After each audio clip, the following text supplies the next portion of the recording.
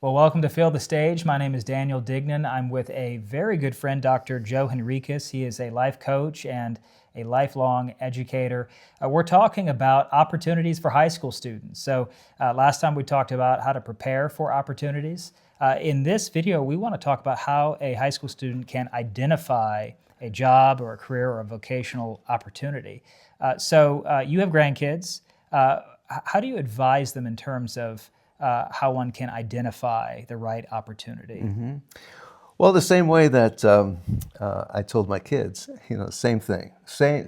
That's the same way that I've said to I don't know how many people along life's journey, along life's path, that I come across.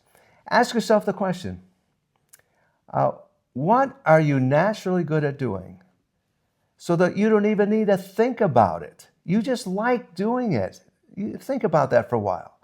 Is it teaching? Is it serving? Leading? What is it? Well, it may take time for you to figure that out. But the scripture says this in Romans chapter 12, verse 6, from the New Living Translation. God has given each of us the ability to do certain things well.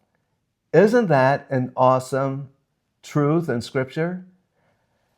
Just like He gave us good works to do, He gave us good works. It's already planned. It's in the plan. And then He gave us abilities to do those good works. We may not know what those good works are yet, but He's already given us the ability. And watch this.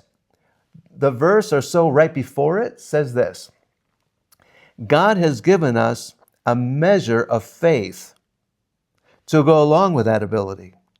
So let's say that one of your abilities is music, just to say. Well, you may enjoy playing a guitar just for gatherings.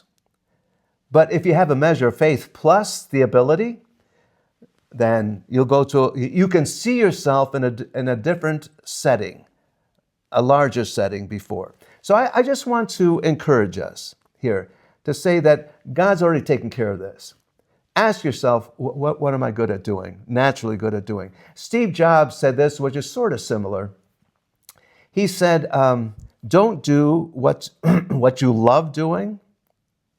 Do what you're good at doing. That's a lot of sense. Now, hopefully both of them match, but sometimes they won't match. Like, for example, I took one time the Strong Campbell inventory, and that particular instrument has two parts to it. One part is, what would you love doing? And the other part is, could you put up with this every day? Well, I took it, and I came out, I want to be a farmer. Yeah, I love being a farmer. I had these imaginations, And then, but then the second part said, you'd be miserable as a farmer.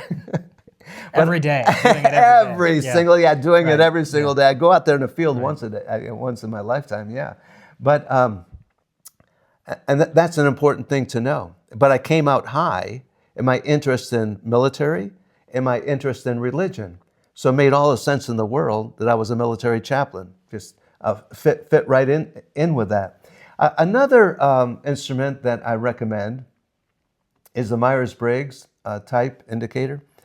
And I got trained in it quite some time ago, and so did my wife. I've used that extensively in the military, education, and in other such settings with parents, with kids, whatever the setting is, to help people understand how God has wired them internally. One advantage of this instrument is that once it has identified the type that you told it you are, it'll give you the preferences of occupations that have drawn this type to it, which is very helpful. Now, everybody, God has been leading His people ever since the creation of time without any of these instruments. So I'm not saying you got to, take these in order to understand. No, you trust in the Lord with all your heart. Acknowledge Him as the Lord of your life. Don't lean unto your understanding, and He will direct your paths. That's for sure. But I'm just saying that God has already given you the ability to do certain things well. And He's given you the measure of faith. And you can do it. And you will be drawn to it. Wow. Thank you very much, Dr. Joe.